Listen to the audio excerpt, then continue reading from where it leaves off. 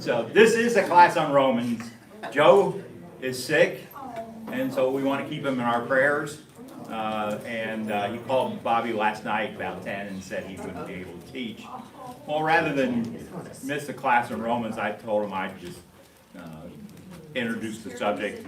Literally like 10 minutes ago, and if I were George, I would have immediately started opening and preparing a little bit. George just had another donut, so I don't know. Gotta have a donut. So we're just going to great. Thank you. we're going to. I'm just going to introduce it. Obviously I've done this before, so it's. I did get fired one time preaching. No, never mind. That doesn't count. So we'll introduce Romans, and if you have some questions or comments you want to make, that's fine. And then I'm sure Joe will cover a lot, but it maybe help him a little bit get more into the book. So anyway, it's good to have everybody here.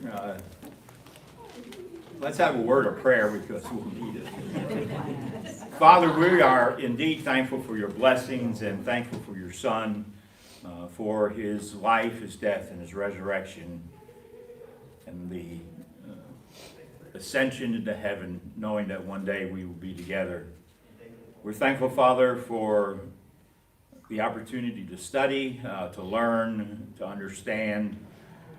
May we be humble in our approach, knowing that sometimes there are difficult things and sometimes we just don't always get the right idea. We ask to be with Joe, with Sean, with Josh and others who are struggling at this time, that you will heal them and comfort them and strengthen them through their difficulties. It's in your Son's name we pray. Amen. Amen. And just for the benefit, Sean is recovering from an accident, and Josh's house was hit by a tornado. It wasn't destroyed. There was some damage. So I saw like a table that went through the back windows or something, back door. So anyway, that's that. Romans is a letter Paul writes to a church he's never been to. Well, churches he's never been to. Rome was probably filled with house churches, dozens of them. Rome, of course, is capital of the Roman Empire. He's writing, and I don't have the emperors, but Nero is either on the scene, very early on the scene, or is coming on the scene.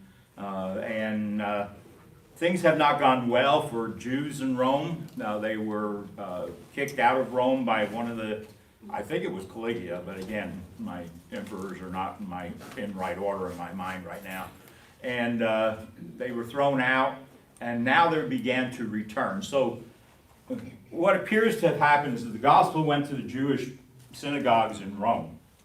And they were converting people, but they were sort of in control. Then they got kicked out, and now they're coming back, and they're finding out these Gentiles got along pretty good without them. And so there becomes this Jewish-Gentile conflict in Rome. And so you see Paul using that. He'll say to the Jew first and then to the Gentile because he wants to let them know or understand they're in this together. This is not a separate thing.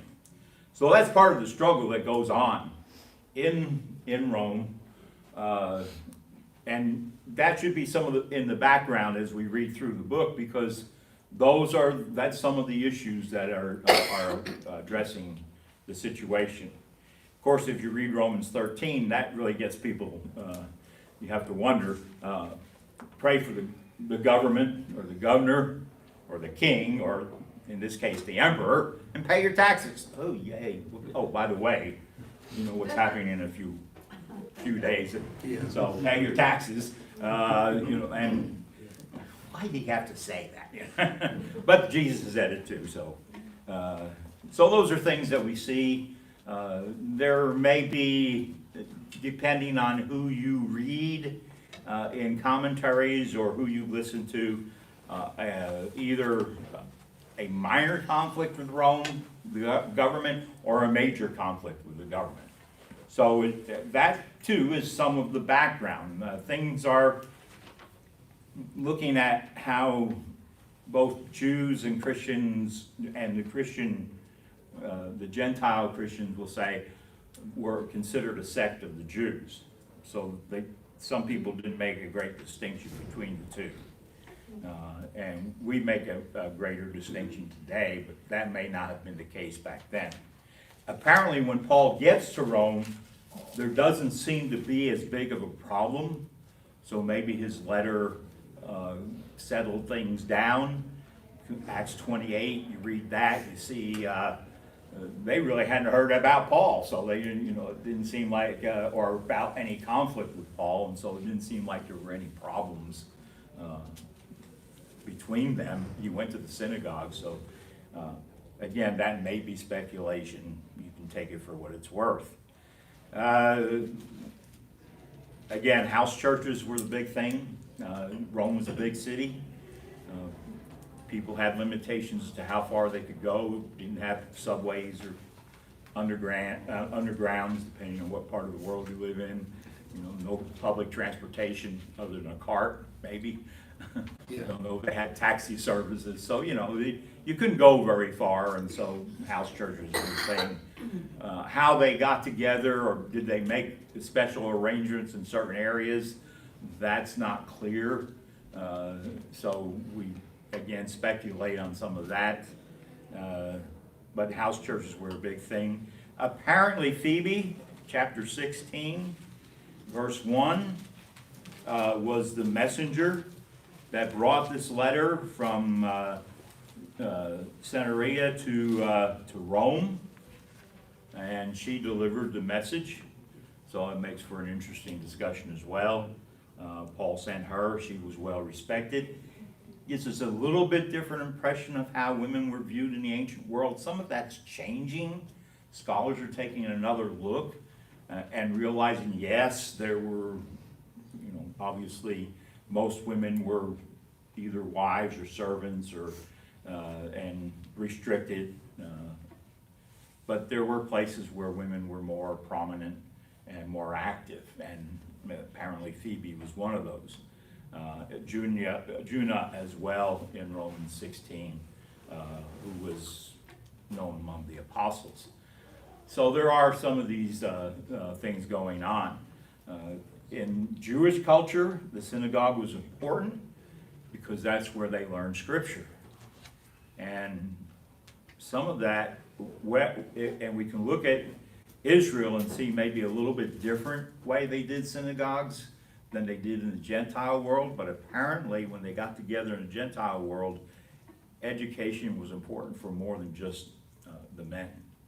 And so they quietly taught women, not directly, but at least they were allowed up to a certain age in the synagogue, and that became a benefit because who taught Timothy?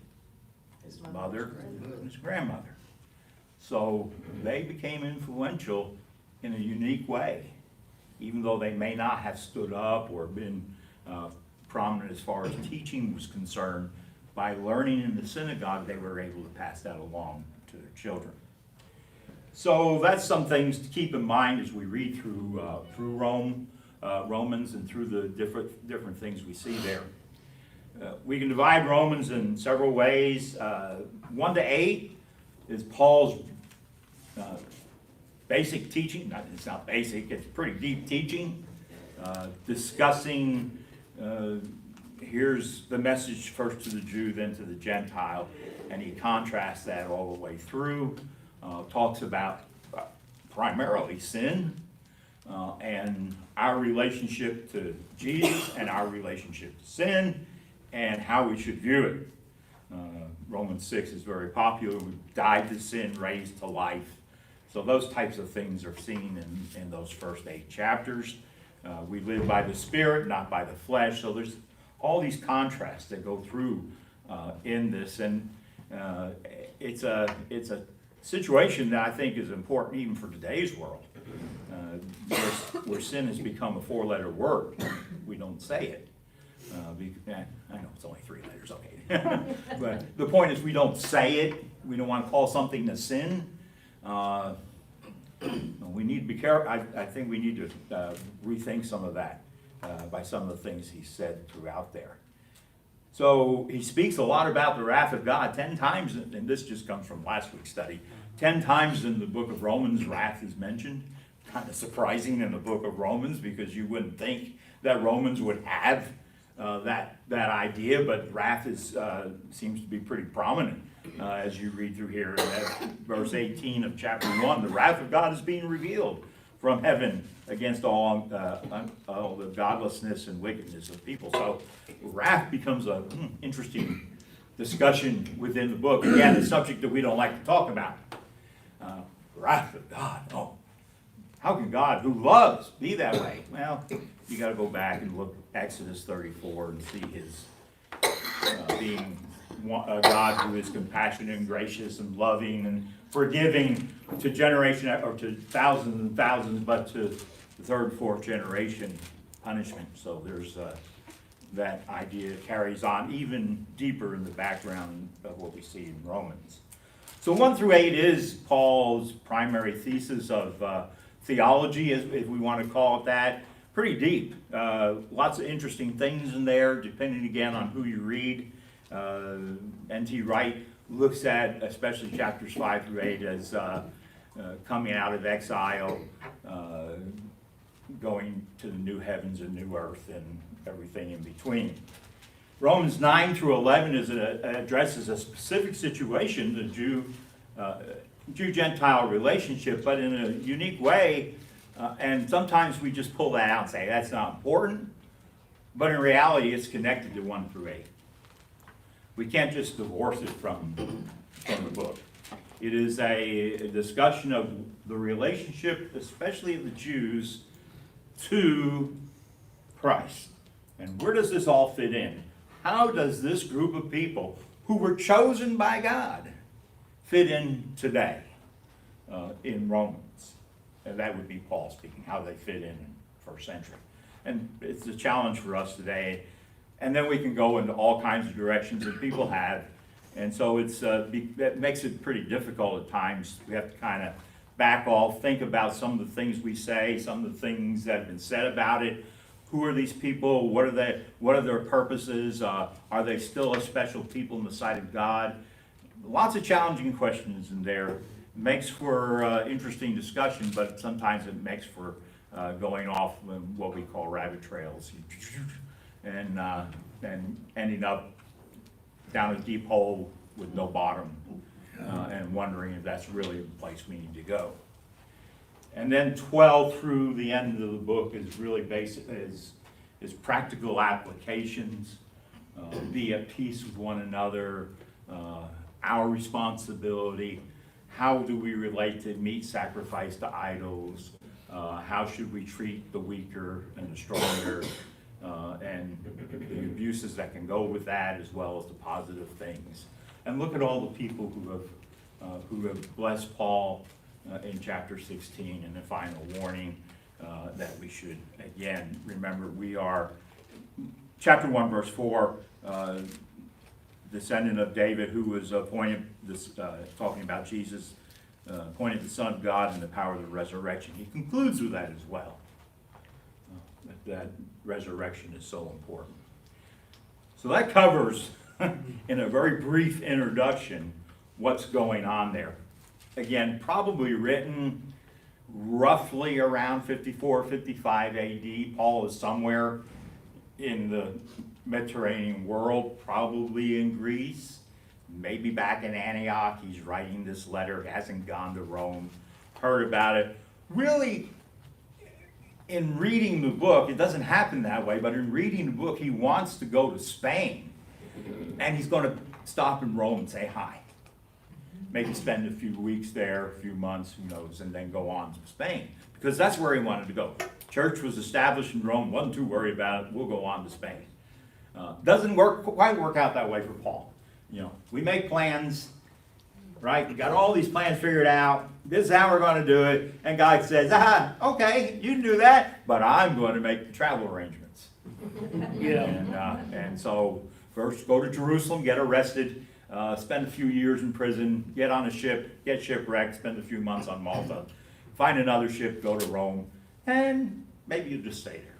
So, lots of interesting things happen along the way. So you keep Acts, especially the last chapter 21 to the end of the book in mind as you read Romans. That there's things happening that happened to Paul to get him to Rome, and makes one wonder sometimes. God has a interesting sense of humor in getting things done, because it's never the way we think, and we like it nice and easy, but it doesn't happen that way, and so that's goes that way. I'm not going to get in much to the book as far as looking at verses, because that's Joe's class, and I'm going to let him handle that. I just wanted to introduce, again, I told Bobby this, why have just a combined class when people have come to study Romans? So I'll just throw it out and introduce it. But I'm going to throw it out and ask, do anybody have a question on the book? Really? Now, again, you ask a question, doesn't guarantee an answer. I don't answer questions sometimes. It's like, good point, nice to know. And this is not a question, just a comment. I felt really encouraged as I was reading that he was actually taking money to the poor Christians in Jerusalem that had been collected from those, he had collected those from the Gentile churches. It takes to the Christians in Jerusalem. Right. He was taking that money, and I felt really encouraged to know that this was going on back then, that people had such love for their Right. brothers and sisters, and others as well, of course, but by their brothers and sisters, that they would, collect money to be sent way somewhere to other Christians. That was a good feeling for me. Yeah, that's Romans 15, and it's part of the, well, it begins in verse 14 of Romans 15 and carries on through to the end of the chapter, but you're right, he has written, there's problems in Israel, can you help? And so he's encouraging them to do that so that they can, again, pass along and help out. Apparently, his argument is that the Jews blessed the Gentiles with their spiritual life. Now you bless the Jews with your material life. So Rome, of course, was not only the capital of the empire, but the primary trading center of the world at that time, the known world, the Western world at that time. Get the right word in there. Everything came to Rome. Everything that Rome wanted. They were financially in pretty good shape at this time. Things were not falling apart yet. Wasn't it also, didn't he ask the other, Corinth and Ephesians? Right, They also yeah, did that, they right? were all doing it. Yeah. He would personally carry the Corinth from Corinth, Right. which, again, did you write it? They didn't have checks, okay? Did you carry the money with you? I mean, you needed a bunch of people around you who were going to carry some money with you. So I don't know, how they transfer things that way. But obviously, I'll talk about trade routes in a minute. I just wanted to touch base on the fact that I appreciate Paul because how he introduced the females to the ministries, because it was all male at one time. Because even with Phoebe, he told them to receive her as me. Mm. Then Priscilla and Aquila, which the guy was okay, but his wife, he said, these are servants of mine, these are workers of mine. So I appreciate the way he brought out the females. Right. And introduced them into the ministry. Well, the women were an important part of what was going on. There were women in Caesar's household, Herod's household, just different places, so they were having an influence. Now, they may not have stood up and preached, but they certainly had an influence or an impact on those around them. They Of were course, in the kitchen. right, but It was the they- service. it's there are things they could do that would impact, even people around. Of course, Paul was a captive. You know, actually, he had a captive audience, because if you have a Roman soldier guarding you, you get an opportunity to talk.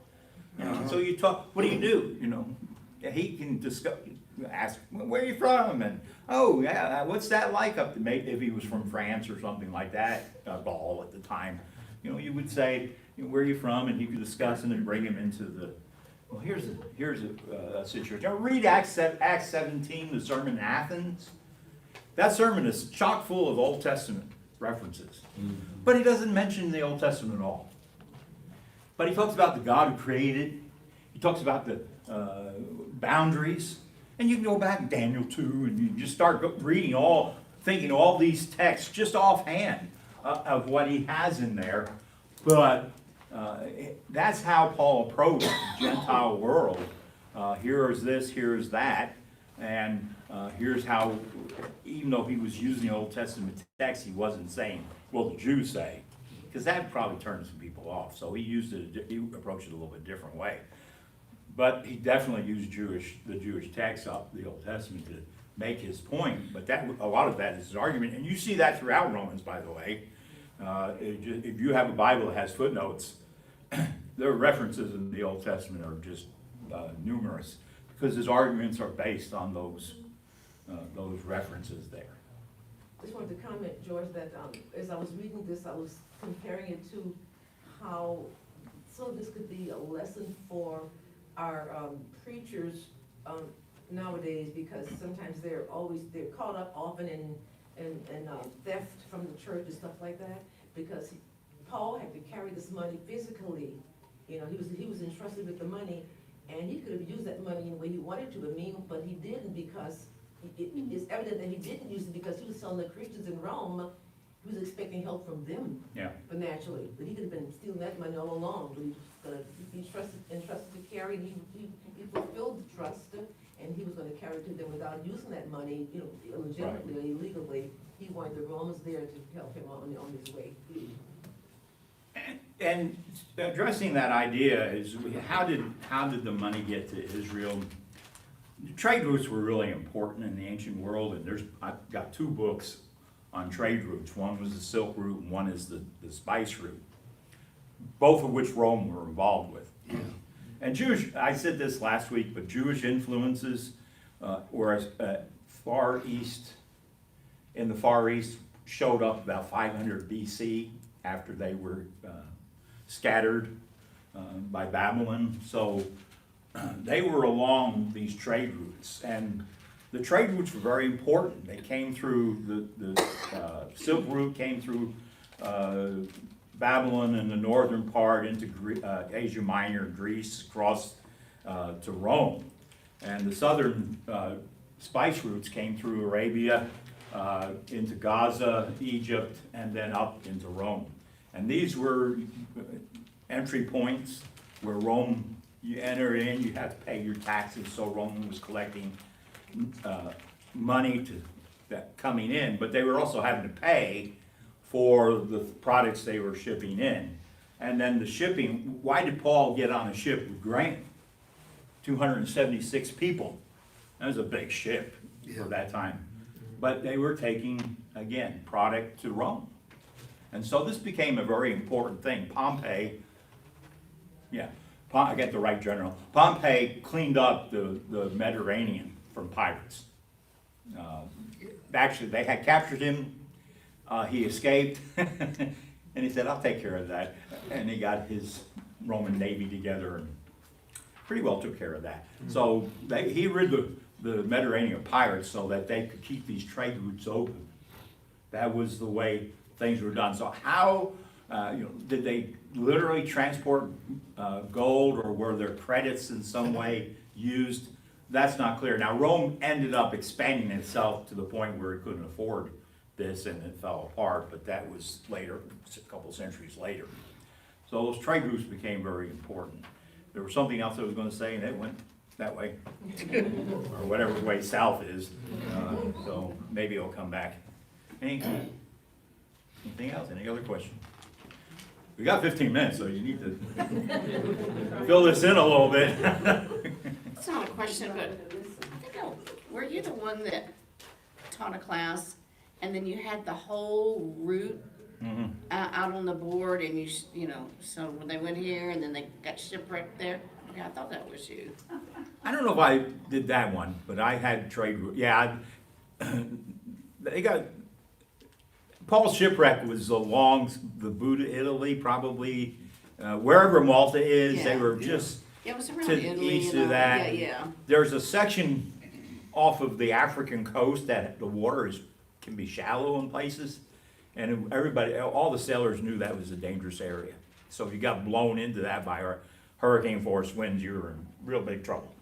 So, and he mentions that in Acts 27. And I'll look it up later if you're interested. But, and then you can look it up and say, well, this little section is really, really dangerous. But again, the trade routes were all important. It's all going into Rome different ways. And again, the Acts 28, how they went up the coast because this is where ships stopped. Now Revelation has a different picture of Rome. And you can read that. But that's that. So any other comments or questions? I just wanna add something too, and then I'm gonna keep quiet. No, you won't. Yeah. And you shouldn't. But I'm gonna try. No. You know, everything that Paul went through was designed and in place. God had set those areas or job or wherever he ended up. But this is a man that has taken abuse after abuse after abuse.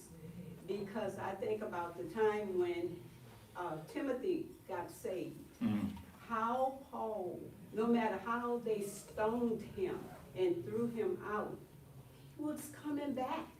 And even though he would come back and they would do it, I mean, that's the time when he talked about the third heaven. But the fact was, God already had chose him. He said, this man will suffer great things for me. So all of this was in design of God. Right. I will show him how much he has to suffer in my name. If you count, if you read 2 Corinthians 11 or 12, whichever one has the list of things he went through shipwreck, 3 times, something like, you know, if Paul walked up and, this was all before he went to Rome. Now, he probably had written the book or the letter to the Romans, but this is before he went to Rome, and he walked to the ship where he was being held prisoner and said, well, I've been on a ship like many times, and hey, I've been sunk, ships that sunk for 3 times. You go away. Well, try another ship, we're not gonna take you, type of thing. But if you think about reading through that, he received 40 Stripes. stripes minus 5 times. You imagine what his back looked Oh, like? gosh. And that was just that. It's not the rods that he was beaten with, because he makes a distinction there, and stoned ones. How people think he got hit in the head, maybe infected his eyesight. So the guy by the time he gets to Rome, he's you wouldn't think of him as, somebody who was famous. And he probably bent and, hobbling along, and he's still going. Yeah. So he becomes the example to Rome itself. There's what Rome. I don't know if we can say Rome in particular, but maybe Rome in general.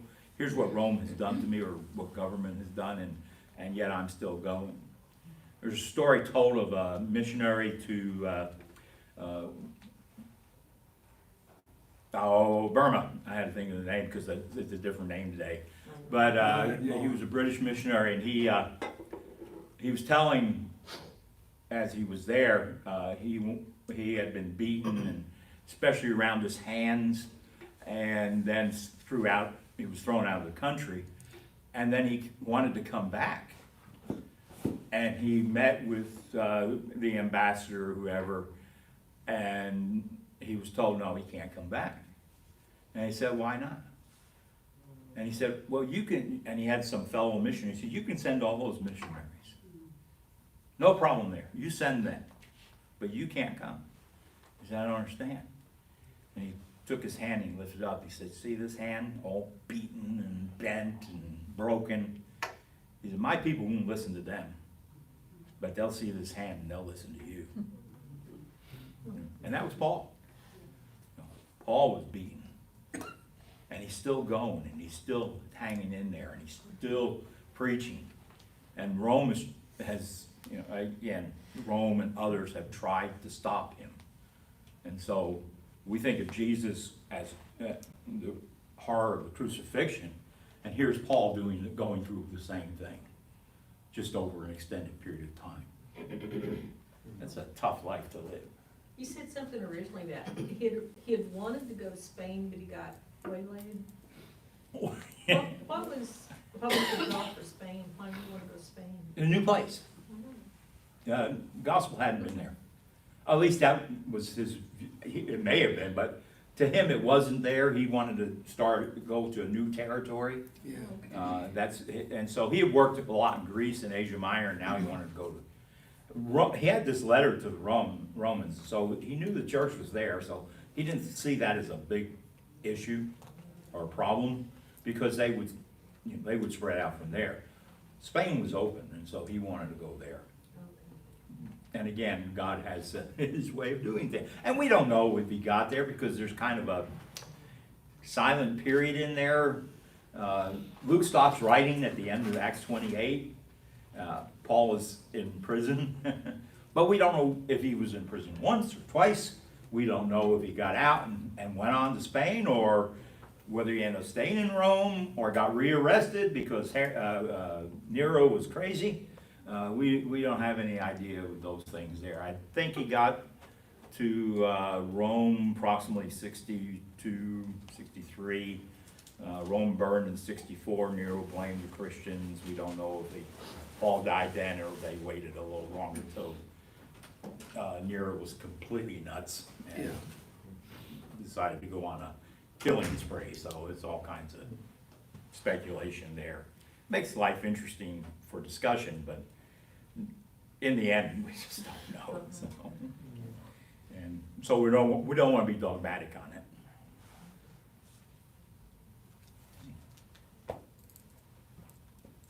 The donuts are gone, by the way, so you just have to. There are no donuts out there, so you have to. You have to ask a question or make comment, or. Is that because you had extra ones when you found out you had to teach a class? No.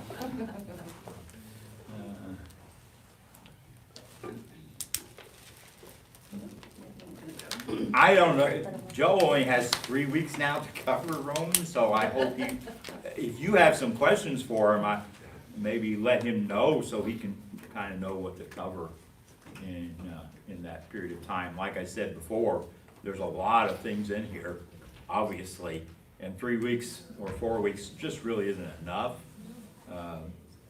unless you just decide to cover one part of the book at a time, and hopefully do it again, pick up later. But lots of good stuff in there, lots of contrasts, interesting use of scripture, some really confusing or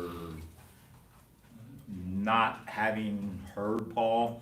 Sometimes I'll hear even people I admire or have mentors to me, and I would have to listen to them again a couple of times to really understand what they're saying. And I think Paul is that way. And if you haven't, and we read, and sometimes when people speak, they can clarify a lot of things better in speech than they can in writing. Of course, the reverse is true as well. So it makes Romans an interesting discussion, because maybe if Paul was around, he could explain some of the things he was trying to get across. But again, we're looking at cultural differences. He's a Jew talking to Gentiles and Jews in Rome, writing from someplace in the probably Gentile world. And so we're getting all kinds of interesting, back and forth and all that. George, little Gail, in latest class, we've been trying to, limit our talking, so one person wanna do all the talking, and I've learned my lesson well. But I have one question, don't beat me, Gail. George. I'm not counting. You're not counting, okay. Would you happen to know, I know that, God, Abraham was justified before he was circumcised, because God found him to be faithful, you know, even though he wasn't circumcised. And it seemed like the lesson we're learning now is that, God is teaching the Jews that they're not saved just through circumcision, and that's for all of us. But do you happen to know if the Jews still consider circumcision something that they should follow, Well, you know, to please God? Do you know? yes, they do still follow it. Okay, That identifies them as Jewish people. okay. Physically, that was a requirement of the law, requirement of Abraham Mhm, for the Jews. mhm, That's how they took it. okay, It became part of the law. thanks. Not Paul. Old Testament writers would begin to use the idea of circumcision as circumcision of the heart Mhm, after you get out of Leviticus, and I think that Deuteronomy picks it up is the first time it's used that way. Circumcise your heart. So he uses a physical thing that they were very familiar with and says, you need to do that to your heart. Cut away the sin and things like that. And then that's pretty well the way they use it for the most part throughout the rest of the Old Testament. There's some exception. Joshua would be an exception because had to be circumcised after they crossed the Jordan. thanks. Paul does the same, uses that same argument, circumcision of heart.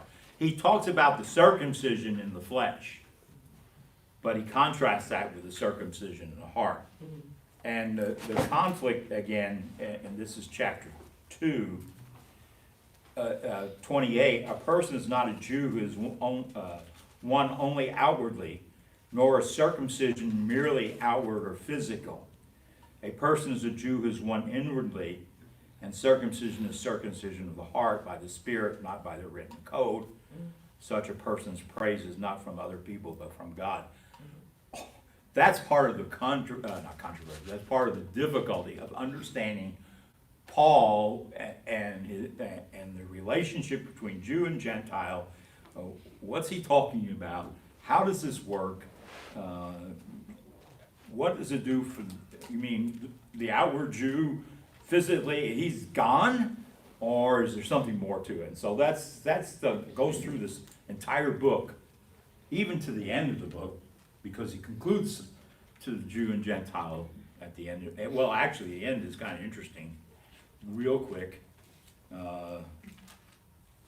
But it goes through chapters 9 through 11 as well. He says, let's see, where can I find that now?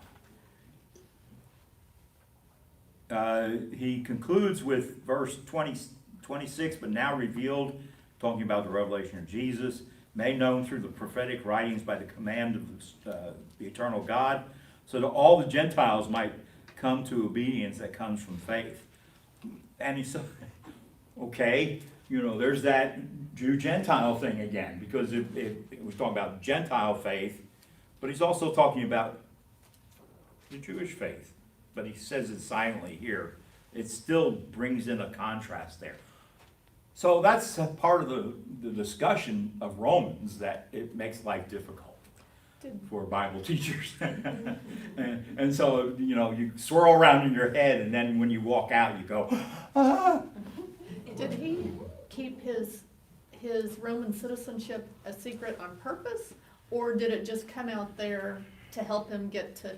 I've never really. It's kind of interesting. He's quiet in Philippi about that until he gets, now maybe he didn't have a chance, they just beat him, Right.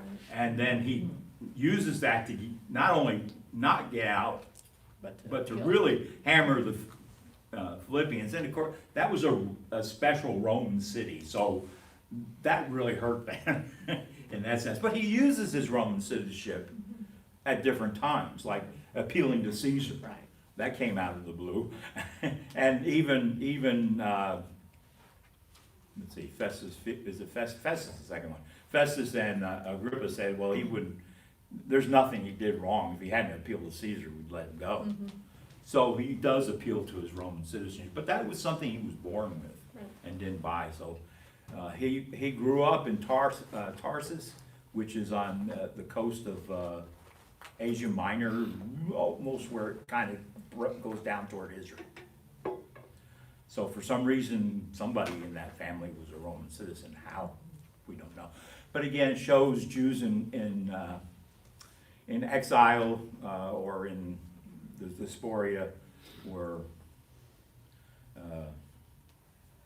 certainly involved in the local government or local countries. Makes life confusing at times, but, and you wonder, why. Obviously, it didn't help him in the end, which probably didn't bother Paul. It's not, well, that wasn't important to him. Well, but again, Romans 13 has that, when Paul says, pray for those in power, Nero, it's like praying for Hitler, what? Or Stalin or somebody like that, but pray for those in power, so whoever it is, you pray for them. That things will be peaceful for you. It doesn't always work, but that way, because there's that conflict of God, who's Lord, and when you're going around saying Jesus is Lord, and Nero or the Caesar isn't, then that might cause a little bit of a conflict. And so, again, underlying the book of Romans is that conflict, to what extent is questionable. Some people see a Roman soldier behind every tree, and other people say, well, it's there, but it's not necessarily prominent. So, all how you want to read it. But, okay, it looks like I'm finished yapping. Thank you. Thank you for your attention, and have a good day, and hopefully Joe, keep him in your prayers, and he'll be here 2 weeks from now.